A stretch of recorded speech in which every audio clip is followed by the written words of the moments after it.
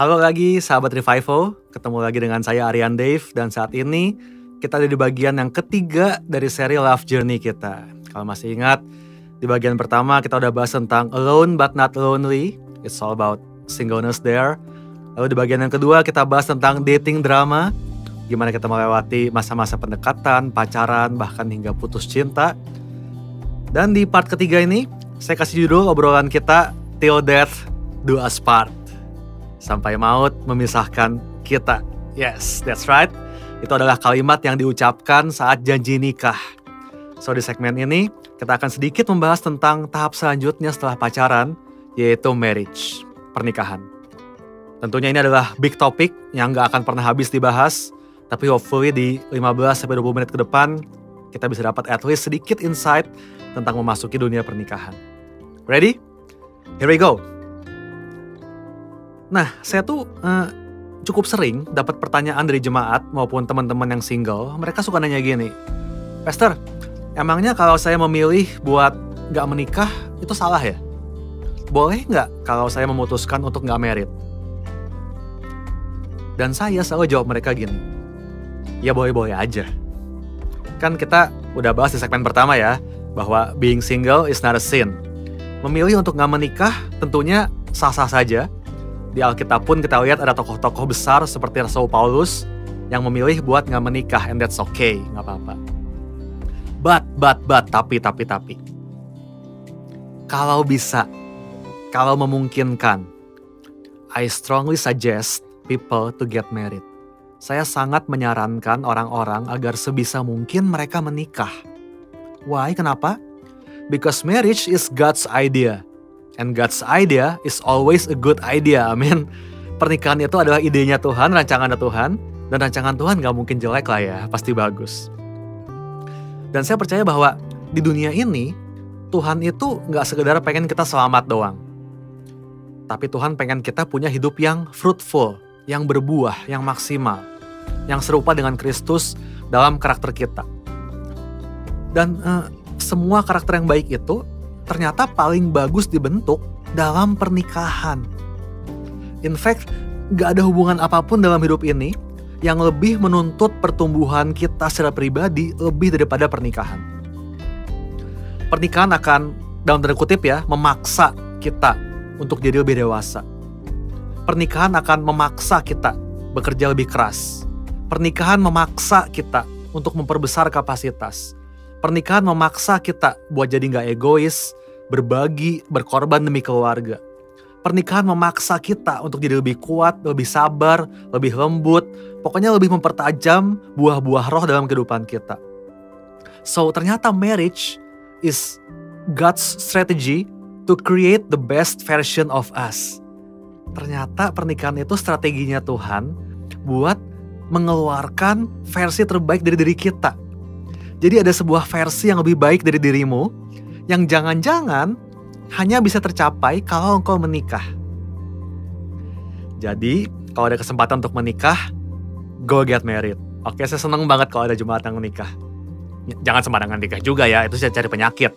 Tapi kalau udah ikutin step-stepnya dengan bener gitu ya, really deh, bener deh. Marriage is a great way to create the best version of you. Jadi kalau memang bisa ada kesempatan, menikahlah. Nah, pertanyaan berikutnya yang saya sering banget dapat nih ya dari orang-orang. Mereka tanya gini, tapi Pastor, how do we know if he or she is the one?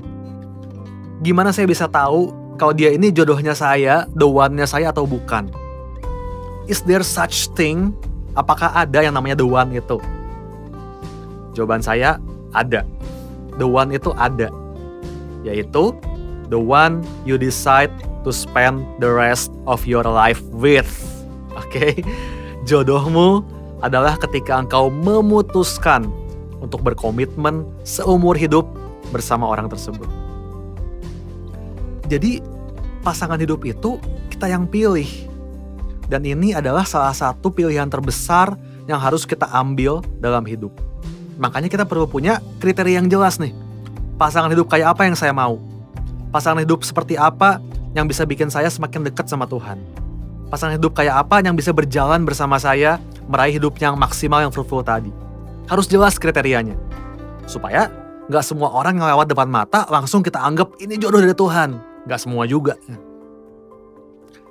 Nah, kalau kita punya hubungan yang intim sama Tuhan, maka Tuhan bakal bawain tuh some good options, pilihan-pilihan yang bagus, yang memenuhi kriteria tadi. Bakal Tuhan sodorin ke kita. Tapi tetap kita yang harus memilih. It is our decision. Sama seperti ketika Hawa dibawa sama Tuhan kepada Adam. Ayatnya bilang apa di Kejadian 2:23? Lalu berkatalah manusia itu, Adam ya. Adam bilang, inilah dia tulang dari tulangku dan daging dari dagingku. Ia akan dinamai perempuan sebab ia diambil dari laki-laki. Lihat, ketika Adam melihat Hawa, Adam yang bilang, inilah dia tulang dari tulangku, daging dari dagingku. Bukan Tuhan tuh yang maksa. Ini loh Adam, tulang dari tulangmu, daging dari dagingnya kamu nih, ini nih, yang ini nih. Gak gitu konsepnya ternyata. Tuhan kasih pilihannya, tapi tetap kita manusia yang memutuskan. Jadi apapun yang terjadi dengan pernikahan kita nanti, itu adalah tanggung jawab kita. Jangan salahin Tuhan, jangan salahin orang lain. It's our own choice. It's our own decision. Saat kita memilih, kita menikah, there it is. That's the one. Itu the one-nya kita. Oke? Dan setelah itu apa? After the wedding comes the marriage. Again, ada banyak hal yang kita harus pelajari tentang pernikahan. Dan karena ini sesi yang singkat, saya coba bisa kasih satu hal aja buat hari ini. Yaitu bahwa pernikahan adalah pengejaran seumur hidup. Oke, pengejaran seumur hidup. Mari kita lihat ayat Alkitab yang menjadi dasar dari konsep pernikahan, balik lagi ke Adam dan Hawa tadi. Ini udah Tuhan tetapkan dari zaman awal dunia dijadikan. Kejadian 2:24.